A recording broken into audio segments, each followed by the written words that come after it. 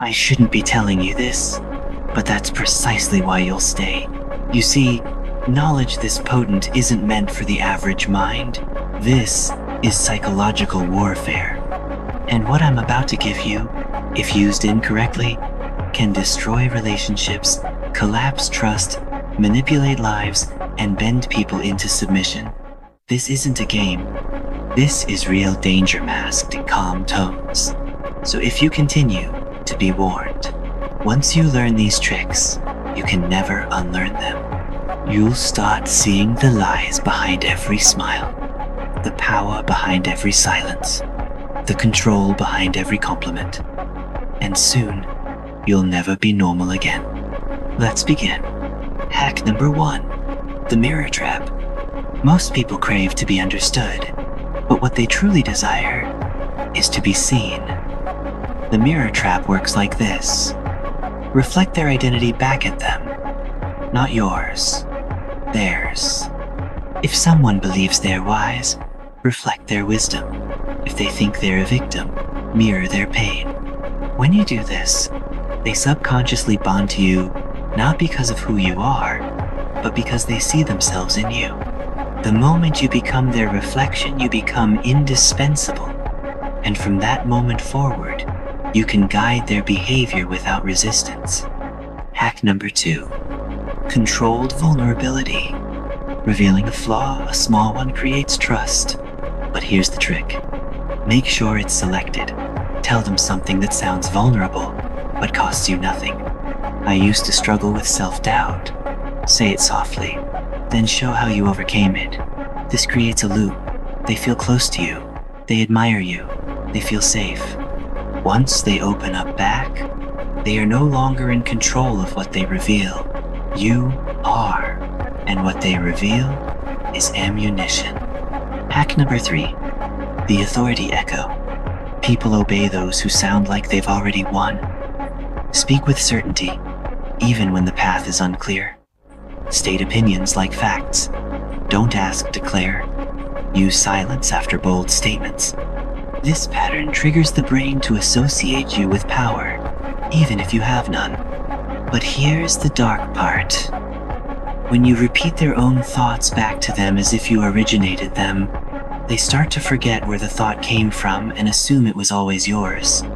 That's when you become their inner voice. Hack number 4, scarcity of presence. Vanishing creates value. Overexposure kills respect. Speak rarely. Respond late. Make your presence cost something. Humans chase what they can't fully access, and they resent what is always available. If you're always there, you're replaceable. If you're scarce, you're sacred. But here's the killer twist. Disappear right when they expect you most. It seeds doubt. Then return calmly, like nothing happened. That tension, that addiction, becomes yours to control.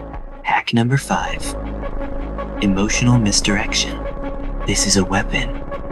When someone's angry, don't fight them head on. Calmly shift the topic. Confuse the emotional current. Say something deeply out of place. Have you ever stared at the sky during war? Their brain short circuits. They lose the emotional momentum. Then you reframe the conversation on your terms. Emotion is a wild horse, but if you're the only one holding the reins, you win. Every time.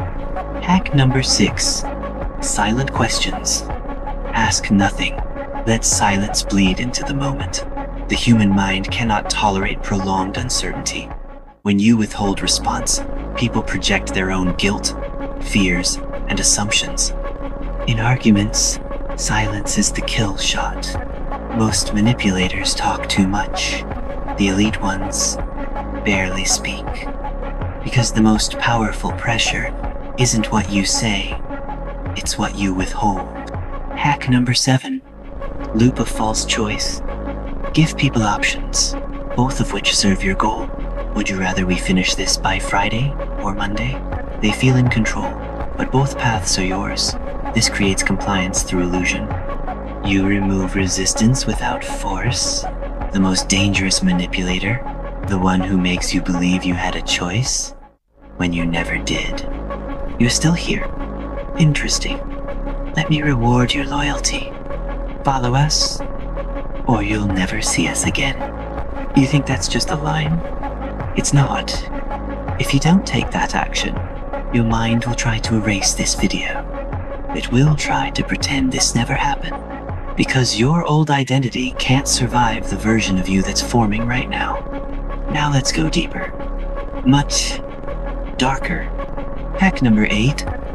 The shadow bond reveals something dark. Not fake. Not sugar-coated.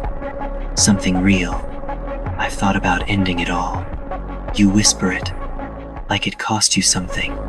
And when you say that, you grant them permission to expose their shadow. That bond is unlike any other. It's trauma-based trust. And once that's built, logic no longer governs the relationship, loyalty does, even against their better judgment. Hack number 9. Frame inversion. Change the meaning of their reality. Did they lose their job? No. You're free. Did their partner leave? No. They just removed your biggest weakness. It's sinister because it reframes pain as a gift and positions you as the bringer of clarity. If you become their frame setter, you control their lens. And when you control how someone sees the world, you control their world. Hack number 10. Identity implant. This is the final level. Once someone accepts a belief about who they are, they obey it. So you slowly inject identity phrases. You've always been a fighter. You're not the type to stay stuck. You're the kind who never backs down. These aren't compliments, they're commands, hidden in flattery.